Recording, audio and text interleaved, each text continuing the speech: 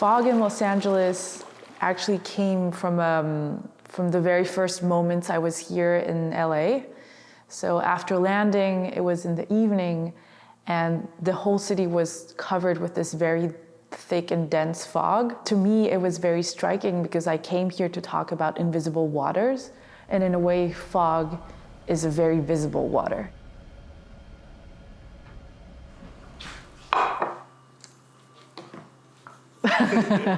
I even have an orchid.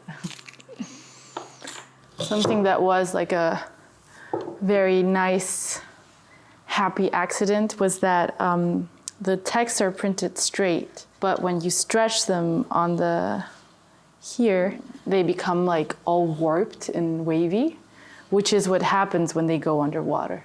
So see, it's stretched, it's like that when it's printed, but then if you start to stretch it, it starts to become all wavy, like when it's underwater. And that was pretty beautiful. The series Poems of Inner Water is a series I've been working on for some years now. It's a series of poems and drawings. The drawings come from a collection of photographs I have of water hoses. I like to observe and to think about all of these spaces that water goes through, but that we do not know or that we cannot go through ourselves. Welcome to the exhibition space for Poems of Inner Water, Fog in Los Angeles. Right now we have a very beautiful light. Yeah, these drawings were made here. This was actually my studio, and they were made to scale for this space. They're pretty large, as you can see. And they're made out of ink. So what I do is I project the photograph of the water hose that I have, and then I outline it with an ink brush. It's very light. I need to be very focused, very concentrated not to mess it up. And that's also part of its charm. Like if I mess up something, I need to start over the full drawing. Where the poems come into place is because they are kind of revealing, in a way, the stories that we cannot see in water. This drawing in particular is associated with buried waters. And this poem is very much about the LA River. And at one moment I was reading about how the Tongva people were in a much more symbiotic relationship with the river, which means that they, for example, they had their crops growing in the flooded areas during the winter, and when the river became much thinner during the summer, they would come retrieve all of the food that they had grown during that time. So they were really using like the comings and goings of the water, and this is why it's talking about a breathing rhythm, because it's a sort of like rhythm that brings life. These are the poems that are printed out. Yeah, these are the ones from the show here. So Buried Waters, and then Tears of Sadness. Maybe this is the other. Yeah. So LA River has a very complex story. It's a river that in the 1930s was paved and channeled. So in a way, when I started researching about it, I was very shocked about this whole idea of we just buried water. And for me, that was very symbolic, almost as if we bury something that is dead.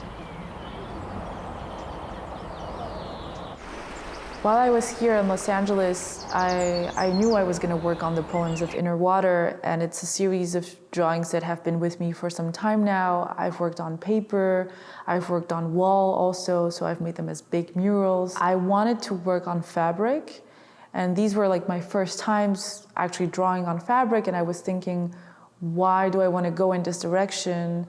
What does this evoke? What does it bring that's different to the others, and why am I working with this?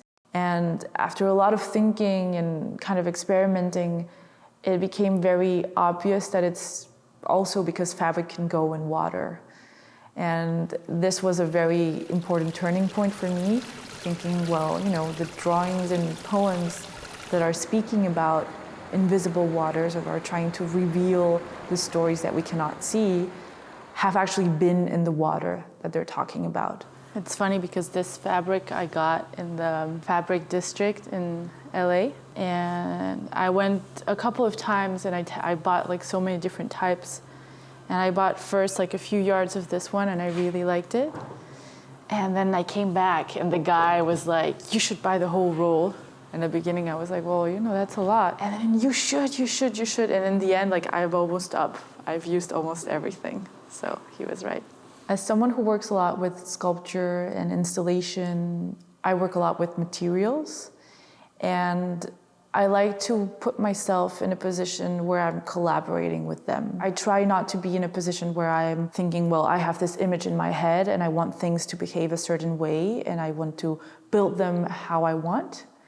It's more about a proposition, a proposal. I make a proposal to the material and I give it a context or a protocol, and then it reacts. It's changed quite a bit because when I first made it, it was all humid. It was much darker. It had a very different feel to it. It felt much more alive. Now it reminds me a little bit of a fossil or something that has been dry for a long time. For example, in the snake works that are made with clay and water and fabric, there's always a moment where I work on them, where I'm modeling them, I'm creating the shapes, but then I stop. And when I stop, clay and water continue the work. They start to transform. The snake starts to crack. It starts to change colors. Sometimes mold grows. And I'm very interested in this moment where I'm no longer there, but things are still happening. Yeah, I'm usually better with like the dirty stuff. Like getting all down with the clay and the water, that's kind of easy for me, but then when I need to be very precise, I'm a lot worse. Okay, there we go. The good news about this is that it just needs to be almost perfect because it will be hung from like a piece of wood. There we go. Oh, that was a bit better. Yeah, that's better. If we start thinking about the world instead of putting ourselves in a position of, well, you know, humans are the only ones who can change things, this opens a whole new variety of possibilities where it's even non-living things like a storm, like the wind, like clay, like an earthquake that can radically change reality. And I mean, of course, I have my obsessions. I like to talk about water. I think water is a very political subject right now. It talks about ecology. It talks about our own relationship to the environment. And that's one of the main things that comes back. Narrative is a very powerful tool. When you make people listen to a story or imagine something that doesn't exist, it can also open them up to new possibilities and new alternatives. And that is kind of where I want my role to be as an artist. It's as someone who opens doors, questions them, and then invites people in a way.